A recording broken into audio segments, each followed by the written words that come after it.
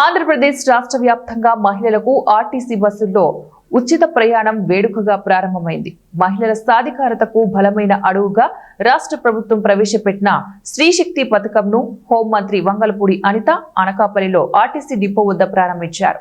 Zero fair ticket కొట్టి collector Vijayakrishnan, స్థానిక MLA Konathala Ramakrishna, జిల్లా రవాణా శాఖ అధికారిని వి ప్రవీణ కూటమి నేతలతో కలిసి డిపో నుంచి కొప్పాక బ్రిడ్జ్ వరకు మంత్రి అనిత బస్సులో ప్రయాణం చేశారు. మార్గం మధ్యలో బస్సులోని మహిళా ప్రయాణికులతో మంత్రి మమేకమయ్యారు. అనంతరం నిర్వహించిన సభలో హోంమంత్రి అనిత మాట్లాడుతూ మహిళల అభ్యున్నతి కోసమే స్త్రీశక్తి పథకాన్ని ముఖ్యమంత్రి చంద్రబాబు నాయుడు ప్రవేశపెట్టారని అన్నారు. మహిళల చదువు, ఉద్యోగం, స్వయం ఉపాధికి ఈ పథకం ఎంతగానో దోహదం చేస్తుందని ఆమె పేర్కొన్నారు. అలాగే మహిళల భద్రత కోసం బస్సుల్లో సీసీ కెమెరాలు ఏర్పాటు చేసినట్లు మంత్రి తెలిపారు. మహిళా కండక్టర్ల రక్షణకు ప్రత్యేక చర్యలు తీసుకున్నామని తెలిపారు. ప్రతి తల్లి తన పిల్లల నడవడికను గమనించాలని, విద్యార్థి దశ నుంచే చట్టాలపై అవగాహన పెంపొందించుకోవాలని పిలుపునిచ్చారు.